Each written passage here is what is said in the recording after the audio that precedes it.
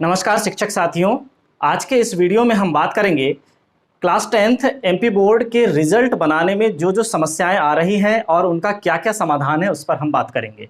तो सबसे पहला काम जो हमें करना है, वेबसाइट पर जाकर सभी बच्चों का एडमिट कार्ड जो कि हम एप्लीकेशन नंबर से डाउनलोड करेंगे, एप्लीकेशन नंबर से सभी बच्चे का एडमिट कार्ड हम डाउनलोड कर लेंगे।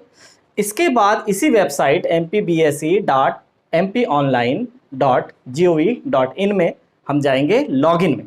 लॉगिन में जैसे ही हम क्लिक करते हैं तो हमें वहां पर स्कूल लॉगिन को चुनना है। स्कूल लॉगिन को चुनने के बाद हमें यूज़र नेम में अपनी संस्था का 6 अंकों का कोड डालना है। 6 अंकों का जो कोड होगा वह तो हमारा यूज़र नेम होगा, लेकिन पासवर्ड यदि हमारे पास नहीं है MPBSE MP ऑनलाइन का, तो हम पासवर्ड रिकवर कर सकते हैं। जनरेट में जाएंगे तो जैसे ही हम जनरेट पासवर्ड के लिए क्लिक करेंगे तो हमें 2 ऑप्शन मिलेंगे। हमें हमारी संस्था का कोड लिखने के लिए कहा जाएगा और हमारे प्राचार्य महोदय का मोबाइल नंबर लिखने के लिए कहा जाएगा। और जैसे ही हम यहाँ पर सर्च पर क्लिक करते हैं तो सर्च पर क्लिक करने के बाद हमें क्या प्राप्त होगा, एक मैसेज प्राप्त होगा कि यूज़र नेम पासवर्ड आपके प्राचार्य महोदय के मोबाइल नंबर पर भेज दिया गया है। तो जैसे ही वो मैसेज आपको प्राप्त होगा उसमें यूज़र नेम पासवर्ड होगा, हम स्कूल सेलेक्ट करके लॉगिन कर लेंगे। लॉगिन करने के बाद सबसे महत्वपूर्ण जो काम होगा कि हम वहाँ से सालावार 3 साल का हमें वहाँ पर परीक्षा परिणाम का औसत प्राप्त होगा। तो 17-18, 18-19 और 19-20 3 साल का हमें परीक्षा परिणाम का जो औसत प्राप्त होगा, हम वहाँ पर ये देख लेंगे कि तीनों वर्षों में सबसे ज़्यादा परीक्षा परिणाम किसका है, औसत किसका है। तो वह भी हमें सबसे लास्ट वाले कॉलम में, ये देखिए सबसे लास्ट वाले कॉलम में देखने को मिल जाएगा, जैसे कि आप वेबसाइट में देखेंगे। तो सबसे लास्ट वाला जो होगा उसे हम नोट कर लेंगे। अब हमें रिजल्ट बनाने के लिए किन किन आंकड़ों की आवश्यकता होगी वो समझने का प्रयास करते हैं। सबसे पहले हमारे पास तो serial number, roll number, school हम यहाँ लिख लेंगे, रोल नंबर बोर्ड लिख लेंगे, फिर हम उसके बाद फिर स्टूडेंट नेम, फादर्स नेम और जेंडर। फिर इसके बाद हम देखते हैं कि हमारे पास हाफ ईयरली या प्री बोर्ड के मार्क्स हैं, दोनों में से बच्चे के जिसमें हाईएस्ट हैं वो हमें यहाँ लिखना है। हिंदी, इंग्लिश, संस्कृत, गणित, विज्ञान, सामाजिक विज्ञान, इस क्रम में हम बच्चे के हाफ ईयरली या प्री बोर्ड के मार्क्स को लिख लेंगे। इसके बाद हमें यहाँ यूनिट टेस्ट के मार्क्स लिखना है। यदि 1 से अधिक यूनिट टेस्ट हुए हैं तो हमें उस यूनिट टेस्ट के मार्क्स को लिखना है जिसमें बच्चे ने सर्वाधिक अंक लिया है। उन नंबरों को हमें यहाँ लिखना है। हिंदी, इंग्लिश, संस्कृत, गणित, विज्ञान, सामाजिक विज्ञान। फिर हम लेते हैं आंतरिक मूल्यांकन, जिसे हम प्रोजेक्ट या प्रैक्टिकल, विज्ञान प्रैक्टिकल भी हम इसी में शामिल करेंगे। और प्रोजेक्ट के नंबरों को देखिए, यहाँ पर आपने 20 में से नंबर देना है। 20 में से आपने जो भी मार्क्स यहाँ देंगे वो यहाँ पर लिखना है, सभी 6 विषयों का। इसके बाद है टोटल मार्क्स में हमें क्या करना है। हाफ ईयरली 50 अधिभार होगा और मंथली टेस्ट का 30% अधिभार होगा और उसके बाद आंतरिक मूल्यांकन का 20% अधिभार होगा। किस तरह से अधिभार होगा, यदि बच्चे ने हाफ ईयरली में 60 नंबर लिया है 100 में से और यूनिट टेस्ट में लिया है मान लो 40 नंबर लिया है 80 में से, और यहाँ पर आंतरिक मूल्यांकन में आप दे रहे हो 15 अंक ले लिया, तो हमें अधिभार की गणना कैसे करनी है। देखिए यहाँ पर 60 में से 100 लिया है, कितना अधिभार लेना है 50%। यहाँ पर कितना अधिभार लेना है 30%। यहाँ कितना अधिभार लेना है 20%। ये देखिए हाफ ईयरली 50, मंथली 30 और यहाँ पर आ जाएगा प्रोजेक्ट के 20। तो अब ये देखिए कैसे अधिभार से अपने आप अंक निकल जाएंगे। पूर्णांक पर ध्यान देना है कि प्राप्तांक बटे पूर्णांक आप पहले लिख लें, उसके बाद अधिभार का उसमें गुणा करें कि कितना अधिभार चाहिए, 50 चाहिए, 30 चाहिए, 20 चाहिए। ओके हाँ, लेकिन हम सबसे पहले प्राप्तांक कितने में से कितना प्राप्त किया, 1 अंक के लिए अधिभार पहले निकलेगा और फिर 50 चाहिए तो 50, 30 चाहिए तो 30 और 20 चाहिए तो 20। अब देखिए ये 50 ये 2 से कट गया तो यहाँ कितना प्राप्त हुआ, 60 का 50% अधिभार बच्चे का 30 प्राप्त हुआ। फिर यहाँ पर 40 लिया है 80 में से, तो 30% अधिभार कितना प्राप्त हुआ ये देख लेते हैं हम। यहाँ पर ये 2 बार कट गया तो कितना प्राप्त हुआ, 15 प्राप्त हुआ। ये बच्चे को 15 अंक प्राप्त हो गए। और यहाँ पर उसने 15 लिया था, ये 20 से 20 कैंसिल, तो कितना प्राप्त हुआ, 15। तीनों मार्क्स के नंबरों को जोड़ने पर हमें 30 दूनी 60 प्राप्त हुआ। यदि ये दशमलव में प्राप्त होते हैं तो हमें दशमलव के 1 अंक तक नंबरों को लेना है। कैसे लेना है दशमलव के 1 अंक तक? मान लो ये 30.25 होता, या ये 15.73 होता, तो हमें किस तरह से लेना है? देखिए 1 अंक में करना है सीमित इसको, तो क्या करना पड़ेगा? देखिए 30.2 है, उसके बाद यदि 5 या 5 से बड़ी संख्या पाई जाती है तो हम उसे इस अंक को 1 बढ़ा देंगे उसके पहले वाले अंक को, तो हो जाएगा 30.2 के स्थान पर 3 हो जाएगा। इसी प्रकार यहाँ पर देखिए 15.73 है, ये संख्या है 0, 1, 2, 3, 4 तक यदि है तो हम इसे केवल क्या लिख देंगे, 15.7 लिख देंगे। इस तरह से ये 30.3 और ये हो जाएगा 15.7। इस तरह से हम दशमलव के 1 स्थान तक पहले अंक को सीमित कर लें। चलिए फिलहाल इस उदाहरण को समझते हैं कि हमें अब बच्चे के 60 अंक प्राप्त हो चुके हैं। कितने में से? टोटल मार्क्स 100 में से। 100 में से बच्चे के 60 अंक प्राप्त हो चुके हैं। अब हमें इसका क्या लेना है? 20% भरना है OMR में, क्योंकि हमारी OMR सीट उसमें पूरे मार्क्स भेजने हैं, तो उसे 20 के ही रूप में रूपांतरित करना होगा ना। तो ये 100 में से यदि 60 अंक हैं तो देखिए इसका हम 20% ले लेते हैं। तो 20% क्या हो जाएगा का 20% कितना हो जाएगा? ये देखिए 1 शून्य 2 शून्य 1 शून्य 2 शून्य हमने काट दिया, 6 दूनी 12। तो उस विद्यार्थी के, यदि मान लो एक विद्यार्थी की ये हिंदी के अंकों की गणना है, तो हिंदी में उस विद्यार्थी के 12 अंक प्रोजेक्ट वाले जो सीट हमें मिली है OMR सीट, उसमें 12 अंक काले करने होंगे।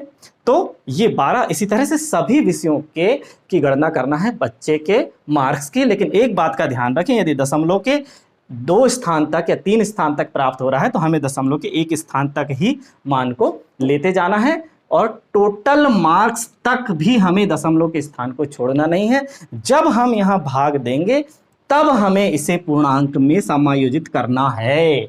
अर्थात यदि ये प्राप्त होता 12.34 भी यदि हमें प्राप्त होता तो हम देखते कि दशमलव के बाद की पहली संख्या 5 से छोटी है, इसलिए हम इसे सीधे सीधे हटा देंगे, ये 12 ही कहलाएगा।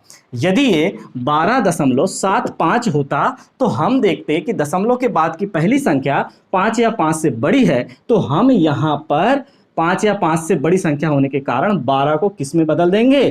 13 में बदल देंगे। 12.49 तक 12.49 तक वो 12 ही रहेगा, लेकिन 12.5 यदि हो गया तो वो 13 हो जाएगा। इस तरह से हमें बच्चे के मार्क्स की गणना यहाँ पर करनी है। अब हमारे पास दूसरा क्या ऑप्शन है? यदि किसी बच्चे के कुल अंक, ये 60 के स्थान पर, समझेंगे, यदि किसी बच्चे के कुल अंक इस 60 के स्थान पर केवल 22 ही हो रहे हैं, पूरा जोड़ने के बाद केवल 22 हो रहे हैं, तो उस 22 को हम 33 में समायोजित करेंगे, और 33 का जब हम 20% निकालेंगे तो उससे हम OMR सीट में 07 काला करेंगे। 33 का जब हम 20% निकालेंगे तो कितना प्राप्त हो जाएगा? ये देखिए 5 का भाग दे देंगे 33 में, तो 5 छक्का 30 बचा 3, फिर दशमलव लगाए, उतारे 0, 5 छक्का 30। तो देखिए मैंने क्या बोला था, दशमलव के बाद का पहला अंक यदि 5 या 5 से बड़ा होगा तो 6.6 को हम सीधे क्या लिखना पड़ेगा? हमें इसके पहले के 6 को 7 में बदलना पड़ेगा। इसी प्रकार देख लेते हैं कि अब हमारे पास 37.5 से लेकर 42.49 तक हम 8 अंक दे सकेंगे।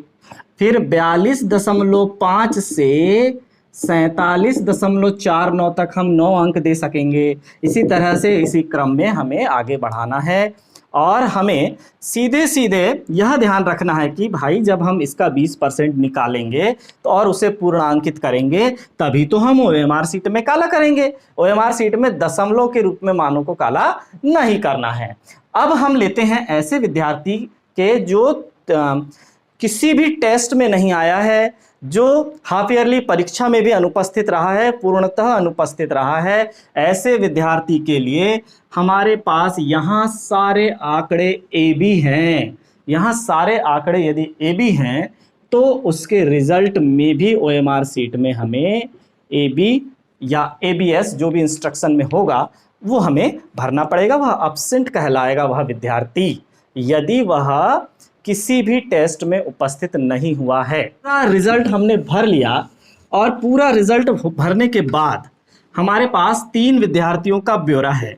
3 विद्यार्थियों का हमारे पास ब्यौरा है, तो हम उनका किस तरह से मॉडरेशन करेंगे तो उसे हम देखते हैं। 3 विद्यार्थियों के कुल प्राप्तांकों का रिजल्ट हमारे पास दिया हुआ है।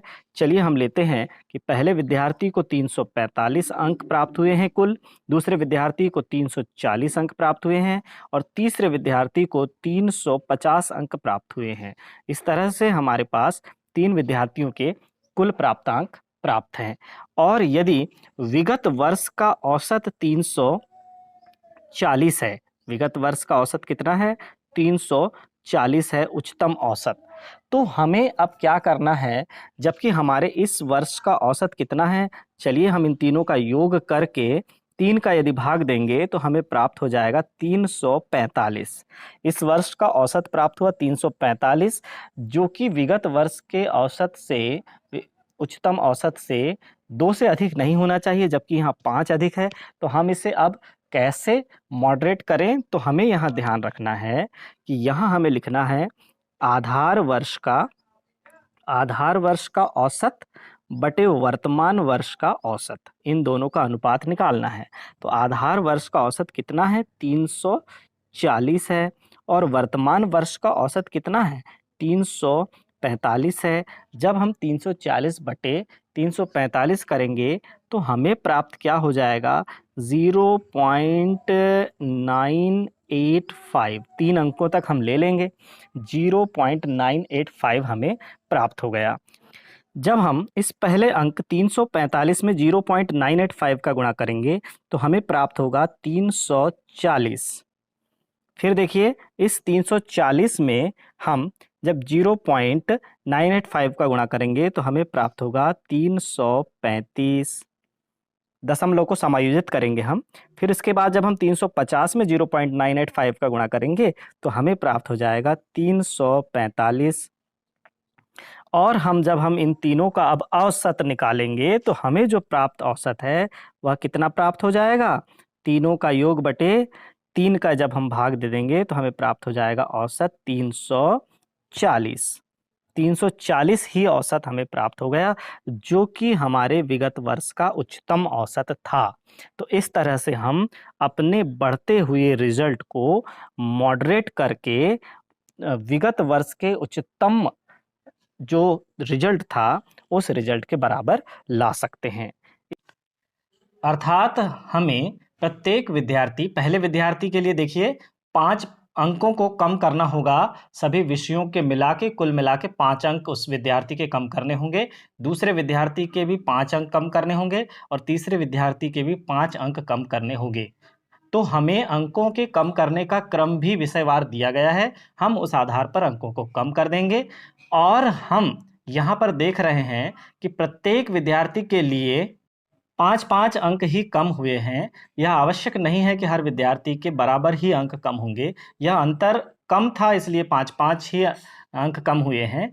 यदि कोई 500 पूर्णांक वाला विद्यार्थी होता या कोई 250 पूर्णांक वाला विद्यार्थी होता तो यह अंतर और कुछ होता। इस तरह से प्रत्येक विद्यार्थी के अंकों को मॉडरेट करके हम रिजल्ट को समायोजित करते हैं। धन्यवाद।